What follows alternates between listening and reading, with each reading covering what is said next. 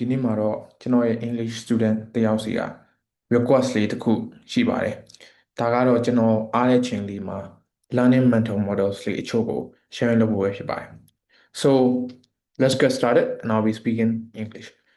Hey everyone, this is Harrison. I'm an English speaker trainer for Myanmar students and professionals. So today I want to share something simple but very powerful, okay? It is called the art of English learning. And in here, I will teach you five mental models, five mental models that will be very, very useful for your English learning journey, whether you are learning for work, for school, to take the IELTS test, or get more confidence. Yeah, without burning out, okay?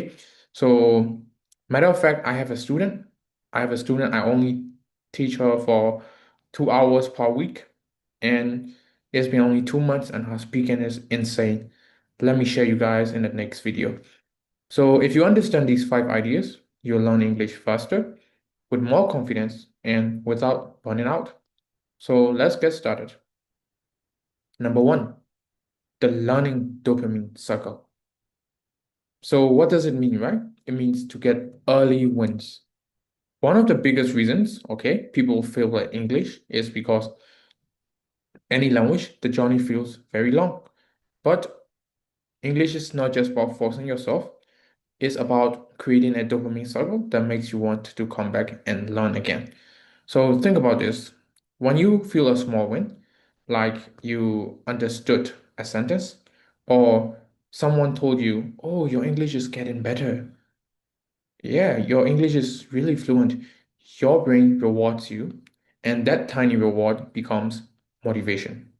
Motivation to learn, motivation to keep going.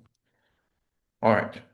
So the cycle is small wins, and you get dopamine, and you get motivation, and you get more wins. So that's the cycle that you should repeat. All right. Number two. All right, this is important, right? So the right teacher is very important for a student. The right teacher, the right mentor, the right environment is very important for any single student here, including myself. So a good teacher is not just someone who knows grammar. A good teacher is someone who can help you learn, who can uplift you, who makes you feel safe to try, to be wrong, and who sees your potential, even when you don't.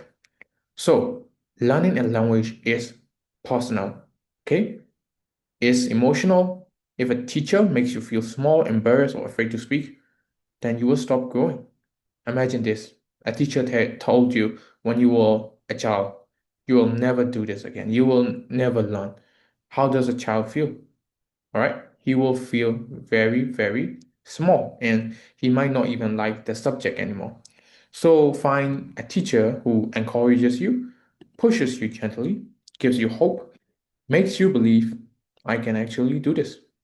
Because in the end, you are not just learning English, you're learning the right way to speak English in a confident manner. Number three. Number three are feedback loops. A lot of learners ignore this. In my class, I always give them two feedbacks, positive feedbacks and negative feedbacks. So there is a big power in correction and encouragement. So feedback is the mirror that shows you where you are and where you can go. There are two kinds of feedback. There is a positive feedback, which I usually give to my students because I want to motivate them to keep learning. And there are negative feedbacks, okay, which I give to my students because I want them to grow, speak better, know better grammar, and I give them here's how to actually improve. So you need both. Without positive feedback, you will lose motivation, and without negative feedback, you stop improving. From teachers, you want corrections and guidance.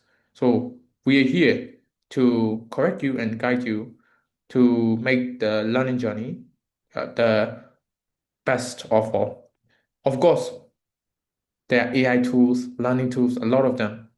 But a teacher, you can have a real conversation and practice. And both together create a loop. So you try, and then you get feedback.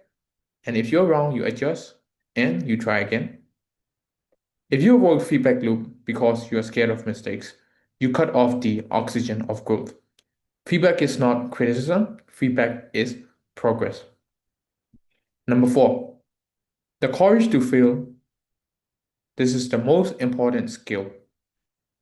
A student who has not learned to speak and and failed and be embarrassed is a student who might have a slower learning growth than someone who is so confident that he can fail anytime. I'll tell you the truth. You cannot learn English without failing. You will mispronounce words, you will forget vocabulary, you will freeze mid-sentence, you will feel embarrassed sometimes, and that's okay. Failure is not a sign that you're not bad at English. Failure is a sign that you're learning English. The people who become fluent are not the smartest.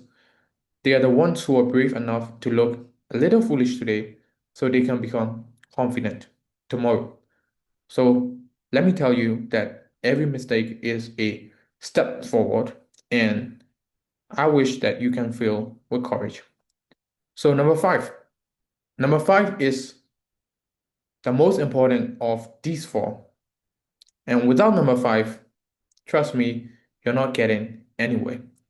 Number five is the belief that your mindset change everything.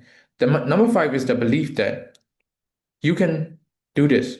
You will improve day by day. By the end of the month, you will be able to speak. By the end of the year, you will be so fluent that everyone forgets that you were once someone who cannot speak very well. Okay, so you can have the best teacher, the best method, and the best resources. Because I once also had the best resources, but I failed. I won't tell you what it is anymore, but I failed in learning that thing. But I am going to start again. Okay, so if you don't believe that you can actually learn this language, nothing will work. Belief is not magic, belief is permission.